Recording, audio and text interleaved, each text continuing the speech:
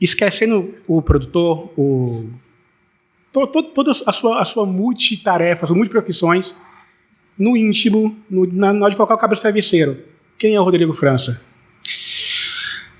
Alguém que sonha muito porque tem muita gente comigo, então não posso perder a esperança, eu tenho que acordar disposto para poder fazer um pouco a vida melhor. E é uma luta diária, né, para isso, né? Não tem jeito, né? A gente estava falando aqui nos bastidores, uma coisa é... A gente que, de uma certa forma, ascende, né? Nem falar ascendeu, a gente está no processo ainda de ascensão. A gente tem um parâmetro, né, do que quanto a vida ela é complexa, ela é difícil. Então a gente tem a obrigação também de facilitar um pouco para outras pessoas, principalmente para outras gerações. Então é diário, né? Eu não me permito desanimar, né? Eu não me permito não ter esperança na vida, eu não me permito não acreditar em mudança, né? A utopia ela é necessária para que a gente continue vivendo com o mínimo de saúde, né? Acreditar na vida é muito necessário. Faz com que seja um grande motor para várias questões da nossa própria existência. Sim. Só uma coisa que eu esqueci, você que está assistindo aqui, deixa o like no vídeo, compartilha, curta, comente, manda sua pergunta aqui, que a gente passa para o Rodrigo depois a pergunta, dependente de qual for a pergunta, tá? Não vem perguntar qualquer coisa também não, sacanagem. E inscreva-se no canal, né? Deixa seu like no canal aí, inscreva-se no canal, ative as notificações e vamos fazer esse programa juntos aqui hoje. Da sua trajetória, como é que foi? Desde a infância até agora. Eu sou do subúrbio do Rio de Janeiro, foi muito da Penha, né?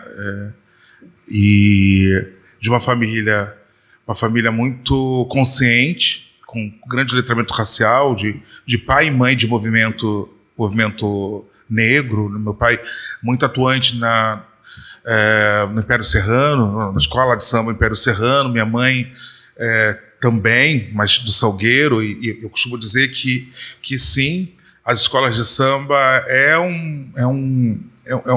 uma grande reunião de discutir sobre negritude, né? Assim como a gente tem em Salvador, Ilê e outras instituições.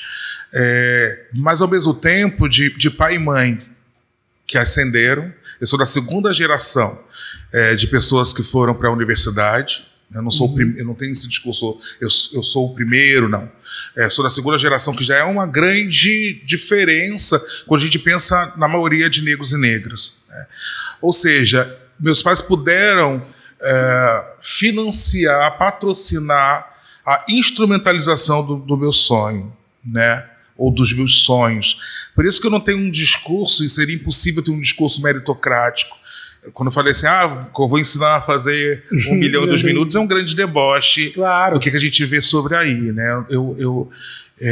Então, eu acho que eu posso servir como inspiração, mas eu não posso servir como exemplificação, porque a minha vida foi diferente da maioria dos nossos e nossas. Sim. Né? Não tem receita de bolo, porque, para mim, existiu, e por conta disso continua existindo oportunidade, ao contrário da maioria dos nossos e nossas, que tem muito talento, e essa oportunidade é difícil de chegar e às vezes não chega. Então, eu com 10, 12 anos já estava numa oficina de arte, né? Fazendo pintura impressionista, escultura pé de sabão, fazendo arte. E muito jovem, lá para os 12, 13 anos, já estava fazendo exposição coletiva e individual. Com 14 anos, ganho uma bolsa para, quando eu terminasse de fazer o ensino médio, fazer arte plástica, fazer mosaico na Universidade de Paris. Mas, ao mesmo tempo, eu conheço o teatro, né? Eu era ainda sou um pouco tímido, e o teatro fez com que eu desenvolvesse o exercício da grande comunicação, né? O teatro precisa de toque, precisa de fala, precisa de movimentação corporal. E as artes plásticas, pelo menos na minha época, isso eu estou falando lá no final dos anos 80, início dos anos 90, a troca era: me presta alguém tem um pincel, alguém tem uma magenta, né? Não fugia muito nessa relação de uma discussão mais ampla. E o teatro me tomou, né? Aí, do teatro até hoje, aí vão 31 anos de carreira como ator. Começo como ator, passo 20 anos como ator, depois descubro essa necessidade de novas narrativas. Tudo aquilo que eu fazia, de uma certa forma, era o teatro hegemônico, o teatro que muito mais dos musicais, muito mais da lógica shakespeariana do que falar da gente e pra gente. Me doía estar em cena sendo eu sou o único negro, na plateia só minha família, meus amigos, e no processo todo de criação não ter ninguém, né? No máximo, quando entra o pessoal do staff sendo camareira, sendo como camareiro, mas no processo de criação não tinha ninguém. E rompo, de uma certa forma, com isso, né? Vou dirigir e vou escrever.